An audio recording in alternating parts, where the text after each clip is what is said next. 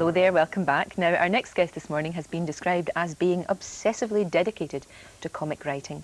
Comedian Ben Elton first plied his craft as twere at university. He then went to television with great success.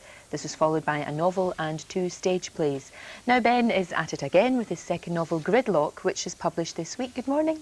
Hi there. Nice to see you. Nice to see you. Now, the new book is going to strike a chord with anybody who's ever sat in a traffic jam.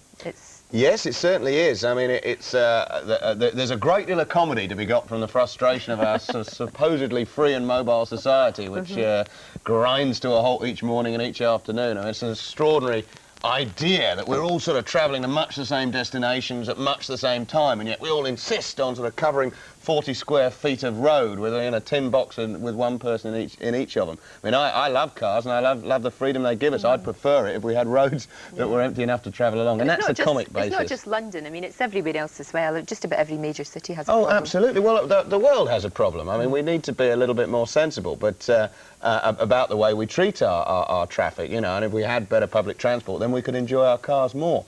But the book, Gridlock, takes that really as its sort of supposition for a fiction and for a comedy. It takes this idea that London genuinely is, because it's set in London, is grinding to a halt. It could be any city, which actually is the case. I read this article that if there were 10 accidents that happened coincidentally all at once, then it could spark a genuine citywide gridlock in a place that, you know, grinds to a halt. Just takes a sequence of events to do that struck me as a wonderful idea for a conspiracy. Supposing somebody actually was planning to do this, and all the comedy and the mayhem that could could come out of that situation. So that's really what it's about. So it's got a little. It's based on fact, but of course, you know, as always with fiction, it's fictitious. Absolutely. And hopefully very funny. Who knows? Now you use a disabled person as your hero, and you do that in a way that's not patronising, but you're also using that in a way to illustrate the whole concept of well, there's a thematic resonance there. I'm looking at a city, a society which deliberately disables itself, a town which, for want of a responsibility,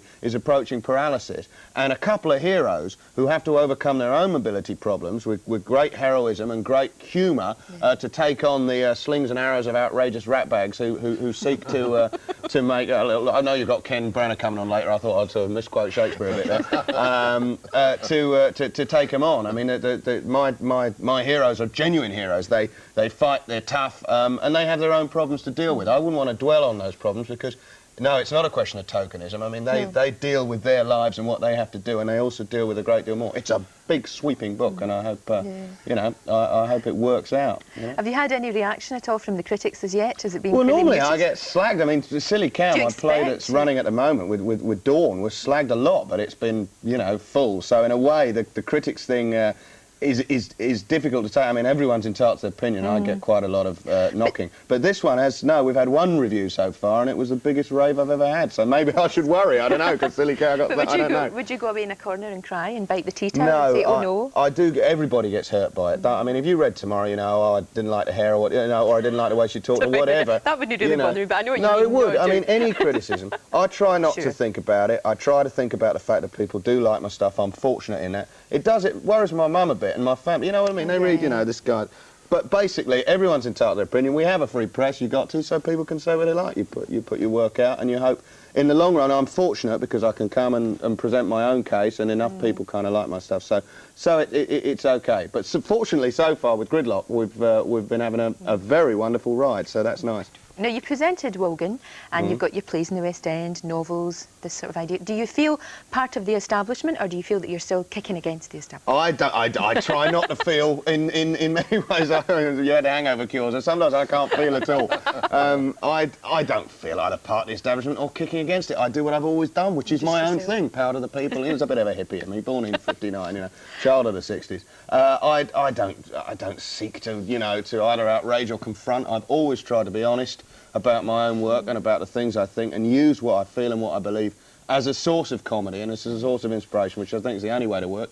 And you know, beyond that, I leave other people to either enjoy it or not. I think the idea of working as against something is rather a facile approach. People used to say, you know, was the young ones an answer to Terry and June? Well, no, I don't think Terry and June needed an answer. They do their thing. we do ours, and the public can enjoy both or one or the other. Sure. I think the most important thing, a bit more Shakespeare, is above all to thine own self be true. I'm just trying to impress Ken, you see. Yes, he's going to be remarkably impressed. If you are true to yourself, Sure. then hopefully people will see that honesty and will enjoy your stuff. If you set out to try and second-guess the public or second-guess the critics, I want to be an anarchist this week, or, you know, impress the sort of society, you know, system next week, you won't get anywhere. Do what you believe in. I know that's what you do, Loza, and Mike, of course. Loza? Well, Loza, thank you, Ben. Loza.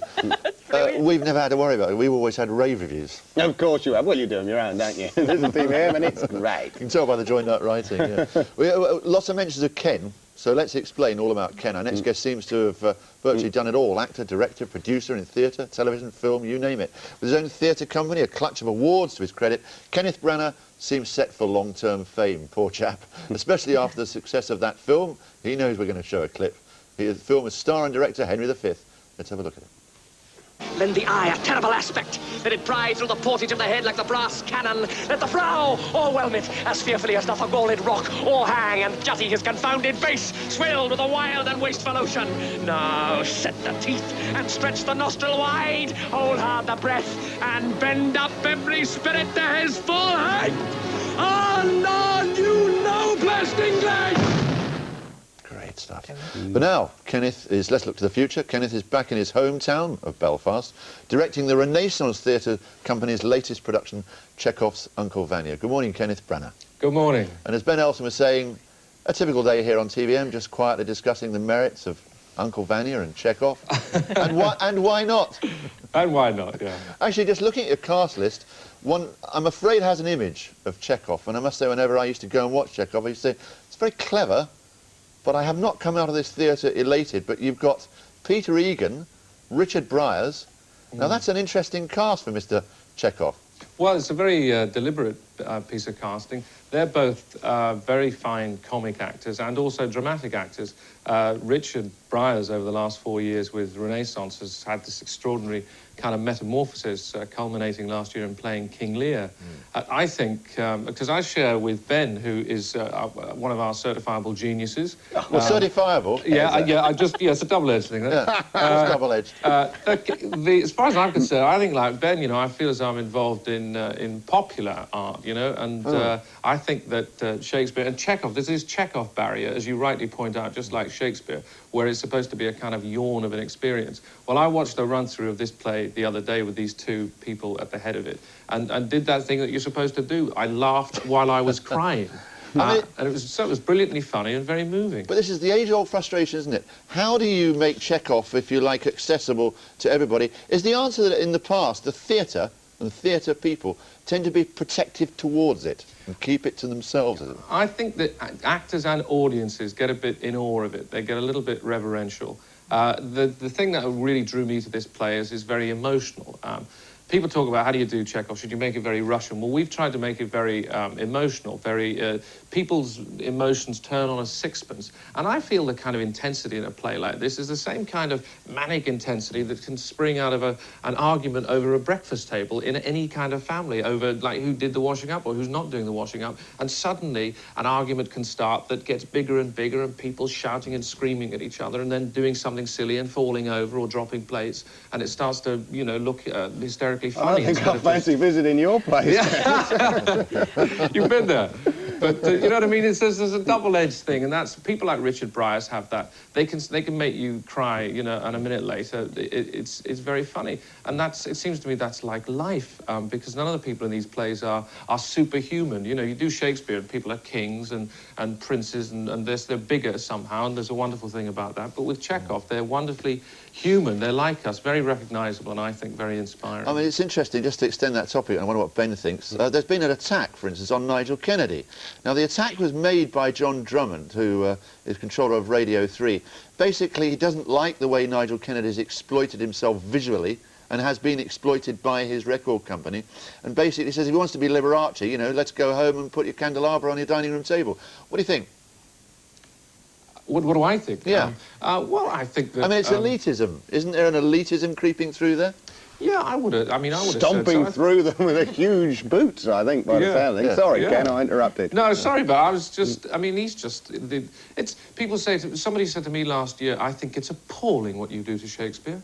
And I said, but I don't do anything. The plays are still there. I haven't touched them. I'm not going out burning copies of them. I don't think Nigel Kennedy's burnt the score to the 4 seasons, has he? He hasn't actually burnt it, no. No, I think John Drummond can still hear it, you know. Yeah. Is he annoyed that other people are enjoying it? Exactly. What about Ben I Elton? have to ask, I don't know what John Drummond's comments actually were. I mean, it may be that he said, personally, I don't... Ah, yeah, no, you're quoting the press there. No. We can't believe that.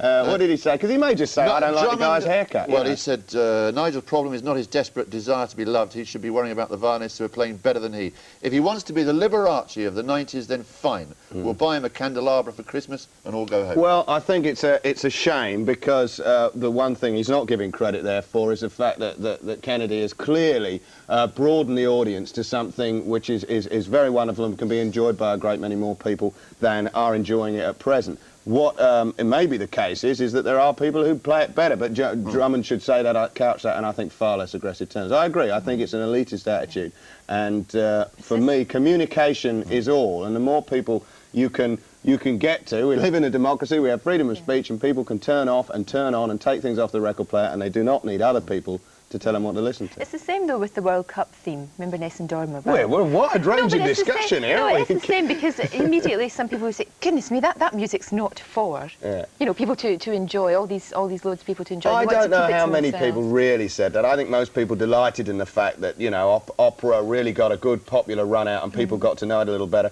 What Ken's doing with Chekov and Richard Breyer's a famous When I wrote my first novel, a lot of people, the critics said, oh, what's a television comedian doing writing a novel? I said, you know, I'm a writer. Television is an honourable medium. It's the medium of our age, and I feel that justifies me to write in other areas. So I would agree with you. I think there is a degree of mealy-mouthedness about people trying to reach out and communicate. And good luck to you, Kez, because I think it's going to be a fabulous show. Keza? Keza, right, you there? I'll be alone. I'd like to check out one thing with you. What really has annoyed me over the years is perhaps the way, for instance, that Shakespeare's taught, or even Chekov. Shakespeare, of all people, knew that certain rows at the Globe would be occupied by 1 or 2 chaps who had more than 21 units of alcohol in a week. Hence Malvolio, hence Andrew Aguecheek, hence Falstaff. Yes, I mean, why is this not communicated to people? Well, I think, you know, it's there in the plays, and if you read anything about Shakespeare, and one of the things that sometimes annoys people, somebody said to me recently, I've worked on something where people found it, it's a script I was working on which people said was rather violent, and I said, but Henry V's violent.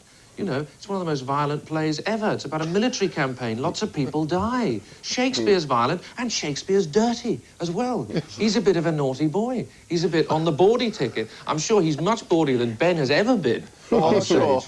Outrageous accusation. I'm bawdier than Shakespeare. But it's true, there is that elitism. When we first went into the Theatre Royal in a Haymarket, one very posh paper said, pack up your Punch and Judy show, Ben, and get back to TV.